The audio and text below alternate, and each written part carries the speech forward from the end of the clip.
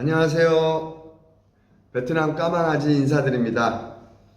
오늘 영상의 주제는 이 베트남 사업을 구상하시는 분들, 또 앞으로 지금 현재는 코로나 상황이지만 코로나가 끝나고 나서 다른 나라에 가서 사업을 해보겠다 이렇게 생각하시는 분들에게 조금이라도 도움이 됐으면 하는 마음에서 이 영상을 만들게 됐고요. 우선 이 베트남 같은 경우 제가 베트남에 살고 있기 때문에 베트남의 예를 들어서 말씀을 드리도록 하겠습니다. 지금 이 베트남 같은 경우는 사실 2019년까지만 해도 정말 관광 대국이었어요. 이 많이 들어올 때는 비행기가 하루에 33대까지 들어왔었어요. 생각을 해보세요. 인천공항에서 들어와, 김해공항에서 들어와, 대구공항, 청주공항, 양양공항, 제주공항, 이 많은 공항에서 비행기들이 들어오다 보니까 정말로 관광의 가장 큰 수혜국이 베트남이었어요. 그리고 아실 겁니다.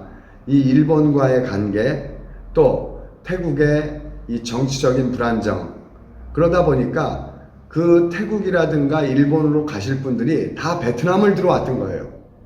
그러다 보니까 베트남에서 기존에 사업하셨던 분들이 어느 정도는 다 버리셨었어요. 그때만 해도. 왜? 예를 들어서 작년까지만 해도 들어왔던 분들이 대체적으로 여행사, 그리고 여행사와 관련된 샵, 그리고 식당, 마사지, 이발소, 미용실 등이었어요. 예를 들어서 마사지를 한다. 그러면 베드가 50개짜리 베드, 물론 뭐 비싼 장소도 있고 저렴한 장소도 있고 천차만별이에요. 그렇지만 대체적으로 평균지다 그러면은 한국 돈 약 한 7천에서 8천만 원을 투자해서 아침부터 저녁까지 이 풀로 돌았던 거예요. 물론 다 그런 건 아니죠. 이 잘 되는데 몇 군데는, 그럼 생각을 해보세요. 한 달 수익이 얼마인가? 그런데 그렇게 잘 나갔던 이 베트남인데 그때만 해도 한국 교민이 6천 명이 있었어요. 2020년 이 코로나가 터지면서 그것이 예전처럼 사스라든가 신종 인플루처럼 금방 가라앉겠지 했어요. 한 달이 지나, 두 달이 지나, 세 달이 지나, 결론은 버티고 버티다가 업종을 변경하신 분들, 또 제2의 고향인 사업장을 폐쇄하고 한국으로 돌아가신 분들, 지금 현재 이 다낭에 남아있는 한국 교민 숫자는 어림잡아서 약 250여 분 정도 남아있는 것 같습니다.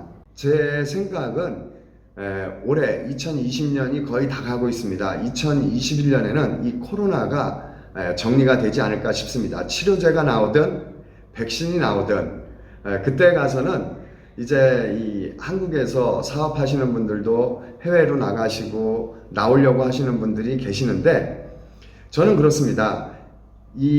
오히려 지금 이 코로나가 정리되면서 해외로 나오려고 하시는 분들에게는 이 재작년보다 훨씬 더 유리한 조건이라고 봐요. 왜냐하면 예전에는 미리 와서 선점을 하셨던 분들이 계셨는데 이 코로나로 인해서 그 선점한 게 이제는 없어요. 그렇기 때문에 코로나가 정리가 됐을 때 이제 이 해외 생활을 하신다, 사업을 하신다는 분들은 오히려 더 이 위기가 기회로 다가오지 않을까 싶습니다. 하루라도 먼저 준비를 하셔서 시작을 하시면은 동등한 위치에서 뛰는 거예요. 이미 저 앞에 가 있는 사람을 따라잡는 게 아니라 똑같은 스타트 라인에서 똑같이 나가기 때문에 오히려 경쟁력이 있지 않을까 싶습니다. 물론 또 많은 분들이 이 해외로 나가시고 베트남으로도 들어오시고 하겠죠. 그런데 제가 조금이라도 도움이 되는 말씀을 드리자면 두 가지입니다. 우선 첫 번째, 사업의 방향을 정하셔야 돼요. 이 한국분을 상대로 할지 로컬 현지인들을 상대로 할지 우선 정하셔야 되고, 이 여행 오시는 여행객을 상대로 한다. 오히려 이 수월할 수는 있어요. 왜냐하면 식당 깔끔하게 깨끗하게 해놓고 오시는 분들에게 정말 상냥하고 기분 좋게 인사를 하시고 맛도 깔끔하다. 그러면은 크게 홍보 활동을 안 하고 다만 이 한국에 있는 여행사들과 친분 관계만 유지를 해 놓으시면은 알아서 들어옵니다, 손님들이. 왜 그러느냐? 저는 제가 이 여행사를 해봤기 때문에 알아요. 이 여행사를 하면서 제일 무서워하는 게 뭐냐? 컴플레인이에요. 그 식당에 갔는데 벌레가 나왔다. 그 식당에 갔는데 진짜 맛이 없다. 제가 식당을 예를 들은 겁니다. 마사지도 마찬가지예요. 마사지 받는데 쥐가 다녔다. 바퀴벌레가 나왔다. 그럼 난리가 나요. 그럼 저희는 거기 들어가지 말라래요. 그런데 식당도 깨끗하고 맛도 좋고 컴플레인도 없고 손님들이 갔다 오면은 그 음식 좀 맛있다고 얘기를 해요. 그러면 저희는 어떻게 해요?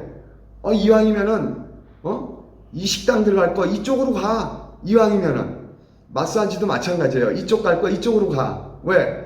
저희가 컴플레인 걸리면은 거기에 대한 경위서도 써야 되고요. 또 잘못하면 오히려 이 한국에다가 돈까지 물어내야 되는 판이에요. 그렇기 때문에 저희가 신경 쓰는 건 컴플레인이에요. 컴플레인 없이 마사지가 됐든 식당이 됐든 깨끗하고 정말 이 상냥하게 또 음식 맛과 서비스 정신으로 하신다면 오히려 이 승부는 보기가 좋으실 거예요. 고정적인 손님들이 들어오니까 유지하시거나 또 이 사업하시기는 편하시죠. 그런데 단점이 있습니다. 그 단점이 뭐냐? 이번 코로나 사태를 겪으면서 아실 겁니다. 제2의 코로나, 제3의 코로나가 없으란 법이 없어요. 그럼 거기에 대비해선 저는 개인적으로 이 로컬인 상대를 추천드립니다. 로컬인들 같은 경우는 이 베트남은 인구가 1억이고요. 그리고 제가 살고 있는 이곳 다낭은 인구가 100만이 넘었습니다. 그리고 중요한 건 이 베트남 사람들 1억의 인구에 이 다낭이 100만이 넘었지만 전체 인구의 약 65%가 35살 아래예요. 소비 세대입니다. 그렇기 때문에 이 로컬인을 상대로 해서 깨끗하게 인테리어하고 이쁘게 한다는 거죠. 그리고 아셔야 되는 거는 이 베트남이라고 하는 나라는 우리나라처럼 전세 개념, 권리금 개념이 없습니다. 다 깔세예요. 예를 들어서 6개월 선납, 1년 선납 그런 것이고 계약 기간이 끝나게 되면은 안 좋은 경우는 이제 그 인테리어 한 거를 다 버리고 나오셔야 돼요. 그렇기 때문에 많은 돈을 투자해서 굳이 인테리어 하실 필요가 없어요. 그냥 깨끗하게 모던하게 심플하게만 해놓으시고 중요한 거는 이 맛과 마케팅이에요. 홍보. 그리고 이 베트남 같은 경우도 완전 낙후한 것이 아닙니다. 이 사람들도 온라인 세대가 많고 또 누구나 스마트폰을 쓰기 때문에 스마트폰 어플이라든가 온라인과 이 직원들을 잘 교육을 시켜서 마케팅을 하시면은 좋은 결과가 있으리라고 생각을 해요. 지금 아시다시피 페이스북이라든가 이 베트남에서만 있는 잘로라든가 나우라든가 그런 이 앱이라든가 온라인을 잘 활용하시면은 오히려 길거리에 나가서 홍보하고 하는 것보다도 더 큰 이 마케팅의 효과를 얻을 수 있지 않을까 그런 생각을 해봅니다. 그렇다고 무턱대고 돈만 싸들고 오셔서 다 성공한다는 보장은 아닙니다. 2021년 코로나가 정리가 돼도 2019년이나 18년처럼 이렇게 사람들이 많이 모일 거다, 장사가 잘 될 거다 생각하시면 안 돼요. 그보다는 수준을 조금 아래로 잡으셔야 되고 또 그만큼 또 노력을 하셔야 돼요. 아시지 않습니까? 한국에서도 노력 안 하면은 성공하기 힘듭니다. 해외에도 마찬가지예요. 그만큼 성공한 분들에는 분명한 게 뭔가 이유가 있습니다. 남들보다 한 발 앞서고 한 발 더 뛰고 열심히 하고 하다 보면은 어느 순간에는 자리가 잡는 거죠. 자, 이렇게 간단하게 두서없지만 간단하게 제가 이 해외에서 사업하시는 분들 또 생각이 있으신 분들을 위해서 이런 영상을 만들어 봤습니다. 저희 시청자분들께서 보시고 조금이라도 도움이 되셨다면 구독, 좋아요, 알람 설정, 댓글까지 달아주시면 더 힘내서 다음번에는 더 좋은 주제를 가지고 또 인사드리도록 하겠습니다. 감사합니다.